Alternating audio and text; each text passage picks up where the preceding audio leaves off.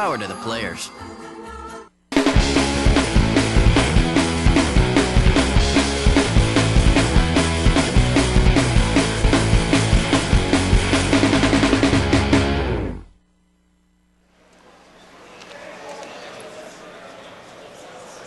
All right, we are back here live on the MLG main stage in Las Vegas, and we're bringing you the first match of the evening between Str8 Rippin and Instinct.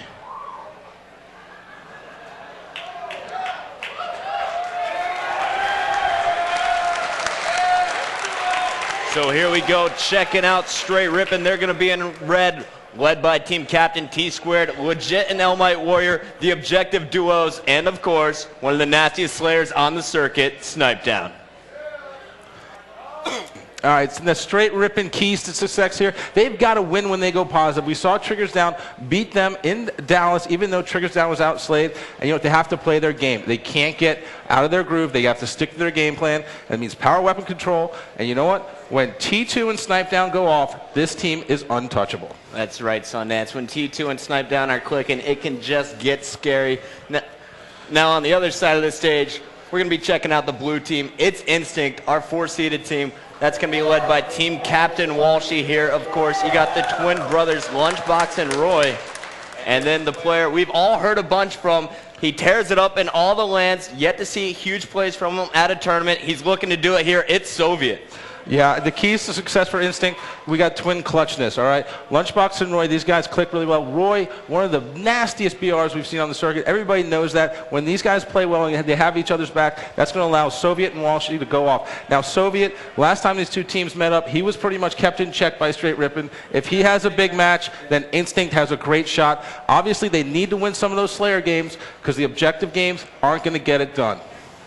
All right, well, here we go, Sundance. Are you ready? We are kicking off ESPN Saturday night match number 1 with Capture the Flag on Onslaught. Yeah, that's right. The crowd here in Vegas is going crazy because we're going to see some sick sniping, some sick rocketing, and some overshield control. We're going to be starting this one off with team captain of Str8 Rippin. It is Big Daddy Tsquared. Well, Tsquared is going to try and get the rockets, but he is going to be shut down early by Lunchbox and Walshy. We're going to stay on board while we're watching Snipedown get on top of his tower with that sniper rifle. Meanwhile, Walshy already has the flag out for Instinct. So Instinct coming off a huge start here, Sonny. Yeah, and we've seen how Instinct likes to play this game type bucket. Their plan is they're going to get your flag, they're going to keep you in disarray and try and capitalize when you make mistakes. Because if you rush out and try and stop that capture, usually they got someone right in your base waiting there when 2 or 3 are down to pull another flag. As you'll see Walshy and Soviet do that time and time again. Well, props to Str8 Rippin there. They were able to come back and stop the flag run there from Instinct. Meanwhile, we are watching Tsquared trying to slip in through the mauler to his opponent's flag, and there he's got it. Legit is going to be sitting in the pit, blocking those needler spawns, and he's going to be protecting as well. Oh, Tsquared missed in the green box jump, but he has great protection here from Legit and Elmite Warrior. Tsquared finally going to be taken down. Sundance, I want to jump on board with the captain of Instinct. It's Walshy. Walshy moving to his training. Elmite Warrior one-on-one battle, nice. And Walshy with the perfect 4-shot there. You know, we talk about how Instinct is the objective-focused team, but this is really one of Str8 Rippin's strongest game types. They're 12-2 CTF in the pit for the entire season. So 12-2. 12-2. They've only dropped 2 games, and they were close games. So Instinct getting a win on this first game is only going to bode well for them the rest of the series. And since Toronto, Instinct is 3-2 in this game type, which is a little bit of a surprise.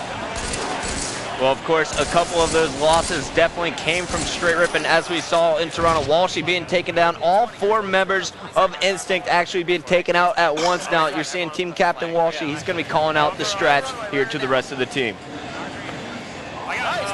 And I want to go to the red team. Let's go check out what the objective mastermind Legit is doing. Now, Legit, he is coming in with food poisoning today, Sundance. I was talking to Elmite Warrior, and he said last night, Legit was playing better Halo than I've ever seen out of any player in the entire world in the course of Halo 3's history. But today, he's coming in sick. He woke up this morning throwing up.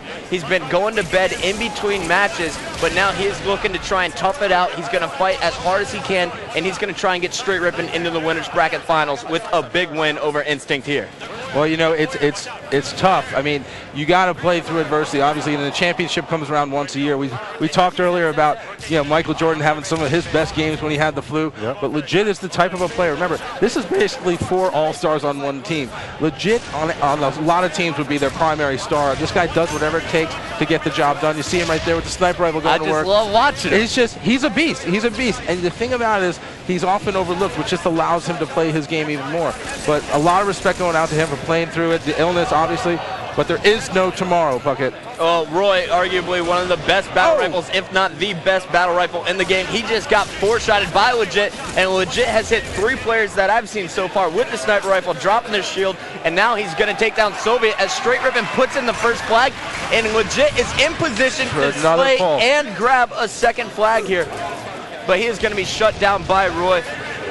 Now, even though that flag didn't get very far, what it does is it makes Instinct cautious of that. On respawn, they have to watch it, so the counter cap is then eliminated. Good play by Legit. He knew he was all out there by himself, out of sniper ammo. Did a great ring right there. By the way, rockets should be floating around here pretty soon.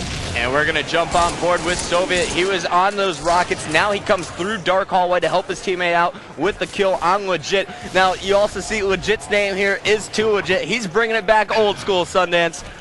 Did big things in Vegas last year, looking to do them again. Here it's Soviet one-on-one versus Elmite Warrior. Elmite had the first shot, and Soviet scares Elmite away. Soviet trying to stay alive. He's in the enemy's base. He's able to snake away towards the Mauler, and then he's going to finally be taken down. But it looks like Str8 Rippin is doing a great job of controlling the power weapon so far in this game, and of course the power-ups, as you see Legit getting the second overshield of the game. And we mentioned that's one of the keys to success for them. You know, a lot of people talk about Tsquared and his love of the sniper rifle and the rocket. There's a reason. You get those weapons in your hand, and obviously you're going to be doing some damage. But again, as you said, look at Legit again. Putting pressure on Instinct's base. Not let. Whoa! Betrayal there from Elmite Warrior. Unfortunate stick, just a random plasma grenade catching him in the back. Legit not phased by it though. And of course, we got to give props to the guy wearing the blue Dr. Pepper shirt in the background. That is the new coach of Str8 Rippin, Elmite Warrior's little brother and former player from Breaking Point. It is Ace, a top player in his own right, looking to bring his experience as a player to come help Str8 Rippin with a big win here in Vegas. Oh, that was nasty. Yeah, we're going to Snipedown. Let's watch some Snipedown. Now, this kid's a human highlight reel. We all know that. But when he's on fire, he does amazing things. Last event, I spoke to him a little bit, and he was really disappointed with his performance. You know what? Most people would look at the stats he had and they'd be okay with it. Snipedown wasn't. He wrote a long blog to the community, you know, and all the Str8 Rippin fans apologizing for his performance. You know, he felt bad. Which is crazy, but you know what? I like that. This kid has a little bit on his shoulder right there. It's a chip. Some will call it arrogance. You know what I call it? I call it a kid who's good, who knows it, and he's going to put it out there, dude. He reminds me of Brian Urlacher. He's got that swagger. Well, there you as long as you can back it up, I mean, you can't really complain. I mean, he is our first ever Old Spice Rising Star Award winner here in his 2008. And you know what? I want to jump on board, though, Farouk. We're going to go with a guy who's heating things up. It was Soviet. He just picked